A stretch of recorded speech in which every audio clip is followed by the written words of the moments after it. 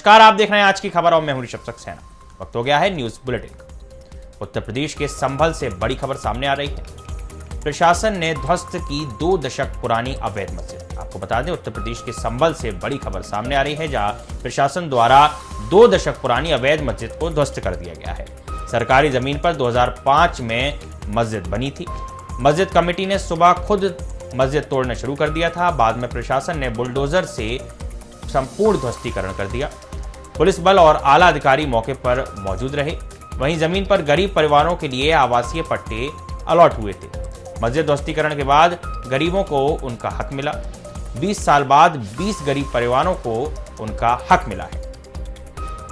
आपको बता दें, ये जो पूरी जमीन है, इस पर गरीब परिवारों के लिए आवासीय पट्टे अलॉट हुए थे।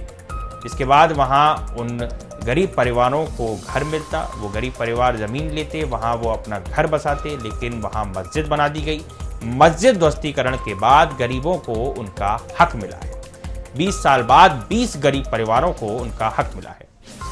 इस वक्त की बड़ी खबर संभल से आ रही है, जहां मस्जिद को ध्वस्त कर दिया गया है। आपको बता दें, सुबह से ही लगातार मस्जिद कमेटी मस्जिद को तोड़ने में लगी हुई थी। उसके बाद प्रशासन वहां पहुंचता है। प्रशासन संपूर्ण तरह से ध्वस्तीकरण की कार्यवाही को आगे बढ़ाता है और प्रशासन बुलडोजर से संपूर्ण ध्वस्तीकरण करता है। पुलिस बल और आला अधिकारी मौके पर मौजूद रहते हैं। वहीं जमीन पर गरीब परिवारों के लिए आवासीय पट्टे अलॉट हुए थे। आप तस्वीरों में देख सकते हैं किस तरीके से बुलडोजर प्रशासन वहां खड़ा हुआ है। एक तरफ डीएम संभल खड़े हुए हैं, एसपी संभल खड़े हुए हैं, पूरा प्रशासन वहां खड़ा हुआ है, फोर्स वहां मौजूद है। बुलडोजर लगातार मस्जिद का ध्वस्तीकरण कर रही है। इसके बाद वो परिवार भी वहां मौजूद हैं जिनको वहां जमीन पे आवासीय पट्टे अलॉट होने थे। लगातार डीएम उनको आवासीय पट्टे मुहैया करा रहे हैं। डीएम और एसपी संभल दोनों वहां मौजूद हैं। आप तस्वीरों में देख सकते हैं, लगातार सुबह से ही मस्जिद कमेटी मस्जिद को ध्वस्तीकरण की कार्रवाई कर रही थी। उसके बाद प्रशासन वहां पहुंचता है और संपूर्ण ध्वस्तीकरण के लिए प्रशासन जेसीबी से उसको तोड़वा देता है। तहसील संभल में ब्लॉक असमोली है। यहाँ पे सलेमपुर सार उर्फ हाजीपुर गांव है।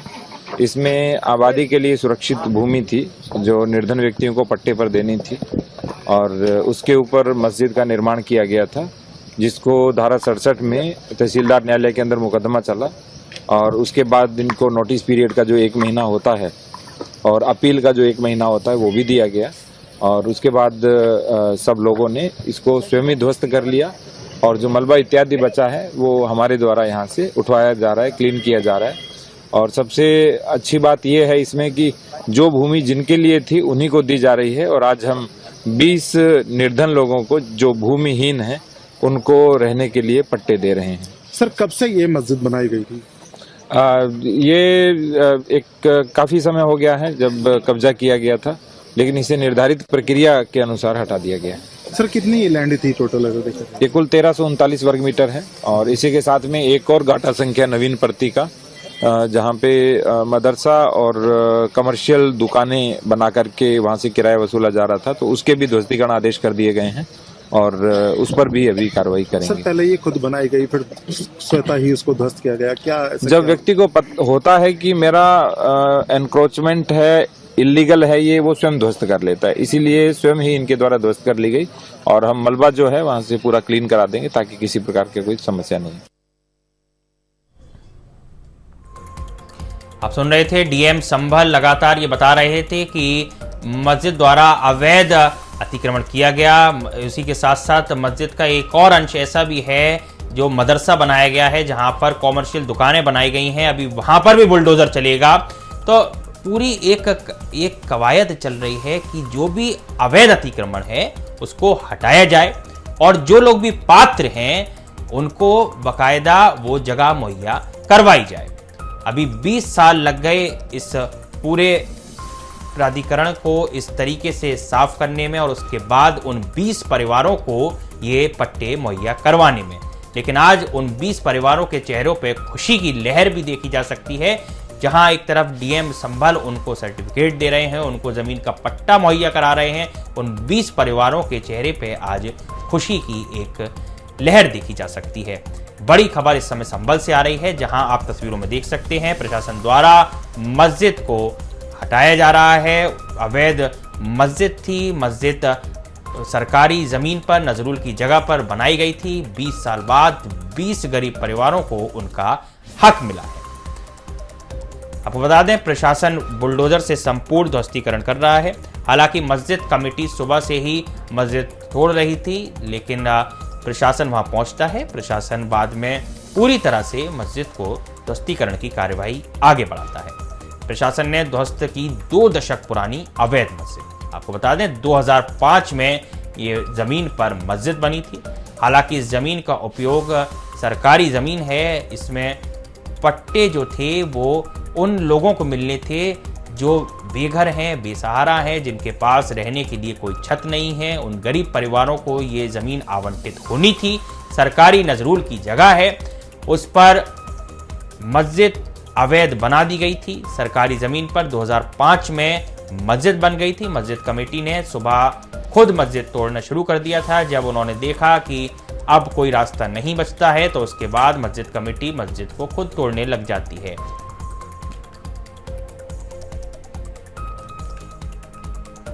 रुक करते हैं अगली खबर का। ओडिशा के ढेंकनाल में इस वक्त की बड़ी खबर सामने आ रही है। आपको बता दें, पत्थर की खदान में भीषण विस्फोट होने के बाद 4 से 5 लोगों के मरने की आशंका जताई जा रही है। कई लोगों के वहां फंसे होने की भी आशंका है। अब तक 2 शवों को बरामद कर लिया गया है। राहत और बचाव कार्य अभी जारी है। ओडिशा के ढेंकनाल में इस वक्त बड़ी खबर सामने आ रही है, जहां पत्थर की खदान में भीषण विस्फोट हुआ है। इस विस्फोट में 4 से 5 लोगों के मरने की आशंका है। वहीं कई लोगों के फंसे होने की भी आशंका जताई जा रही है। अब तक 2 शवों को बरामद कर लिया गया है और राहत और बचाव कार्य अभी जारी है। उड़ीसा के ढेंकनाल में पत्थर की खदान में भीषण विस्फोट हुआ है। 4 से 5 लोगों के मरने की आशंका है। वहीं आपको बता दें कि अब तक 2 शवों को बरामद भी कर लिया गया है और राहत और बचाव कार्य जारी है। विस्फोट के क्या कुछ कारण थे, क्या कुछ अनदेखियां की गई, अभी ये स्पष्ट नहीं हो पाया है, लेकिन प्रशासन लगातार इसकी जांच कर रहा है कि आखिरकार इतने बड़े विस्फोट की अनुमति कैसे वहां मिल गई। पत्थर की खदान में भीषण विस्फोट कैसे होता है और 4 से 5 लोगों के जो मरने की आशंका जताई जा रही है, उस पर भी अभी स्पष्टीकरण प्रशासन का आना बाकी है। आज जो आप दिखा है 2-4 आदमी पत्थर के फंस गया। इसमें पत्थर का आकार बहुत बड़ा है, उसको निकालने के तब बहुत कष्ट होता रहा है। इसीलिए हमारा बड़ा बड़ा मशीन लगता है, वो मशीन उनको साइड करते थे, हम वही मानव को रेस्क्यू करने के सफल होता है। जो विस्फोटक सामग्री का बात बोल रहे हैं वहाँ पे तो थोड़ा डाउट कर रहा है। हम तो आंखों में नहीं देखा, हर एक आदमी डाउट करता है। इसको आदमी से भ्रष्ट किया, वो आदमी रह गया है, उसको इसीलिए हमें डाउट है। कितने टीम आए हैं यहाँ पे? हम फायर से 2 टीम खजुरिया कटा इंदौर से आया, एक डॉग स्क्वाड आया और बड़ा बड़ा अफसर हमें आ रहा है। एसपी कलेक्टर यहाँ पे? एसपी कलेक्टर यहाँ पर है, तहसीलदार भी है, बीडीओ भी है। क्या घटना हुआ होगा यहाँ? घटना कल रात में 9-8 बजे थोड़ा आदमी पत्थर ब्लास्टिंग करता है, तो ब्लास्टिंग करने से बहुत अनकॉन्शियस में वो गिर गया। बुलेटिन में फिलहाल वक्त हो गया एक छोटे से ब्रेक का। आप देखते रहिए आज की खबर।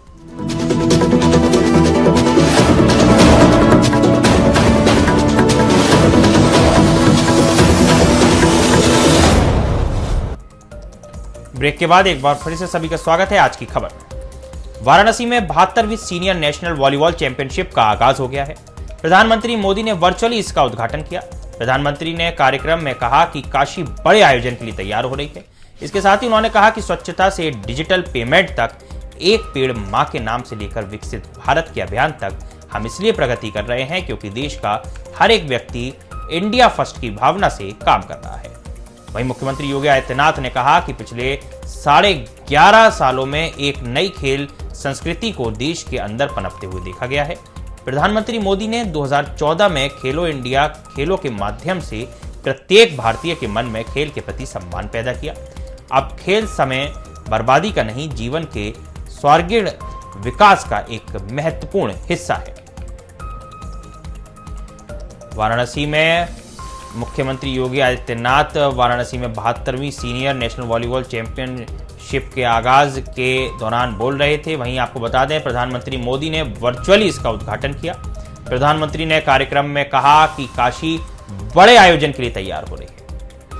प्रधानमंत्री नरेंद्र मोदी बनारस की भाषा शैली में बोलते हुए नजर आए। उन्होंने सभी से बनारस आने की अपील भी की। इसी के साथ ही प्रधानमंत्री नरेंद्र मोदी ने कहा कि स्वच्छता से डिजिटल पेमेंट तक, एक पेड़ मां के नाम से लेकर विकसित भारत के अभियान तक हम इसलिए प्रगति कर रहे हैं क्योंकि देश का हर एक व्यक्ति इंडिया फर्स्ट की भावना से काम कर रहा है।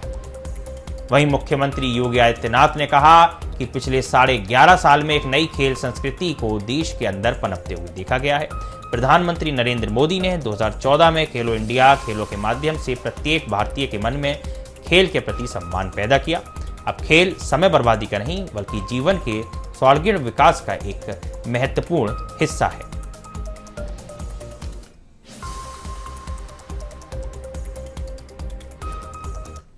आप सभी खिलाड़ियों का स्वागत और अभिनंदन करते हुए मुझे बहुत खुशी हो रही है। आज से काशी में नेशनल वॉलीबॉल चैंपियनशिप का शुभारंभ हो रहा है।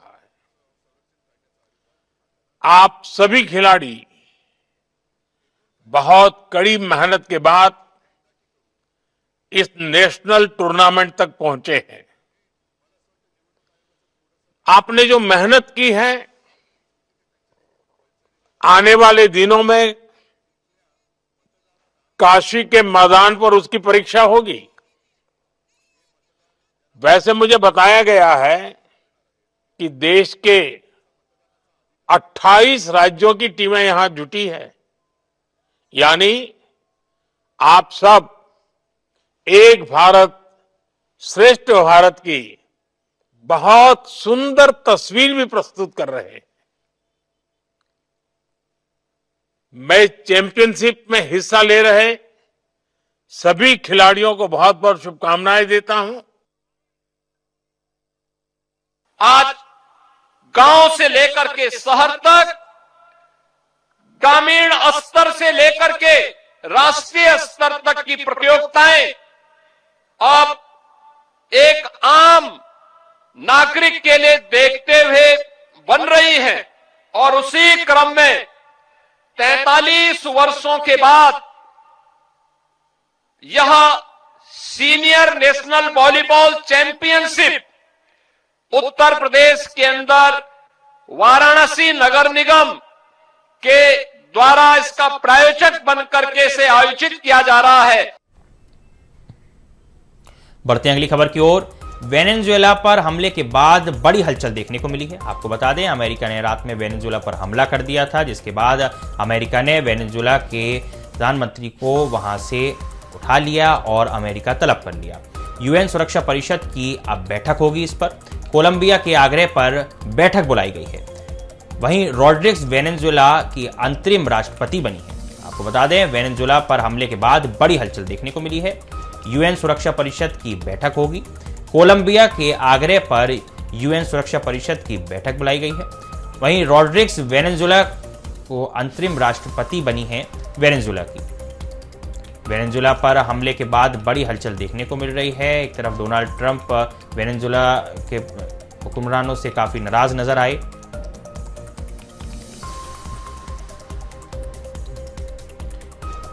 बढ़ते हैं अगली खबर की ओर। एलन मस्क ने बड़ी घोषणा करी है। आपको बता दें, इस वक्त की सबसे बड़ी खबर आ रही है वेनेजुएला से। एलन मस्क की कंपनी स्टारलिंक ने बड़ी घोषणा की है। वेनेजुएला को फ्री इंटरनेट देने की घोषणा एलन मस्क की कंपनी स्टारलिंक ने की है। वेनेजुएला को 3 फरवरी तक फ्री इंटरनेट दिया जाएगा। आपको बता दें, क्योंकि हालात वेनेजुएला में इस समय नाजुक बने हुए हैं। वेनेजुएला में अमेरिका ने हमला किया, उसके बाद वेनेजुएला में लगातार कनेक्टिविटी बनी रहे, इसके लिए एलन मस्क की कंपनी स्टारलिंक ने यह ऐलान किया है कि वेनेजुएला के लोगों की कनेक्टिविटी को बनाए रखने के लिए उनकी कंपनी 3 फरवरी तक वेनेजुएला में फ्री इंटरनेट सेवा, फ्री ब्रॉडबैंड सेवा मुहैया करवाएगी। एलन मस्क ने बड़ी घोषणा करते हुए वेनेजुएला के लोगों को मुसीबत की इस घड़ी में घबराने ना घबराने की सलाह दी है। उन्होंने स्पष्ट करा है कि उनकी कंपनी स्टारलिंक वेनेजुएला के लोगों के साथ खड़ी है और वहां के लोगों को फ्री इंटरनेट देने की घोषणा की है। रुक करते हैं अगली खबर का। खबर देहरादून से है, जहां सीएम धामी से मिले भारतीय जनता युवा मोर्चा के नवनियुक्त जिलाध्यक्ष। देहरादून स्थित शासकीय आवास में शिष्टाचार भेंट हुई।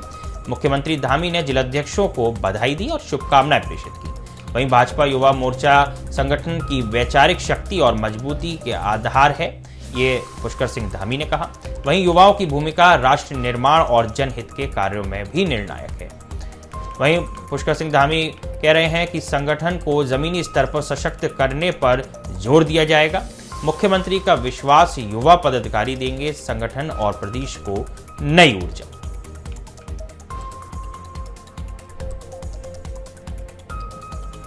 रुक करते हैं अगली खबर का। चमोली में गौचर क्षेत्र के दुआ गांव में घास लेने गई एक महिला की गहरी खाई में गिरने से दर्दनाक मौत हो गई।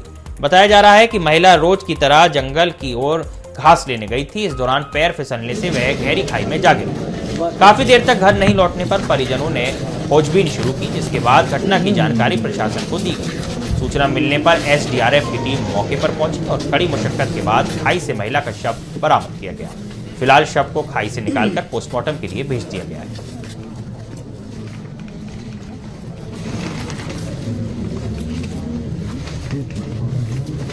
आपको बता दें, इस वक्त की बड़ी खबर चमोली से आ रही है। चमोली में गौचर क्षेत्र के दुआ गांव में घास लेने गई एक महिला की गहरी खाई में गिरने से दर्दनाक मौत हो गई है।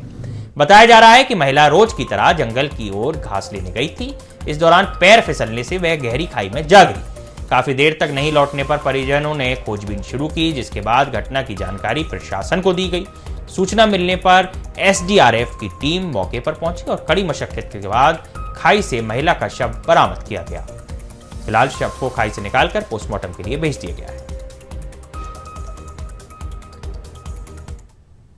इस न्यूज बुलेटिन में फिलहाल के लिए इतना ही। देश और दुनिया की तमाम खबरों के लिए आप देखते रहिए आज की खबर।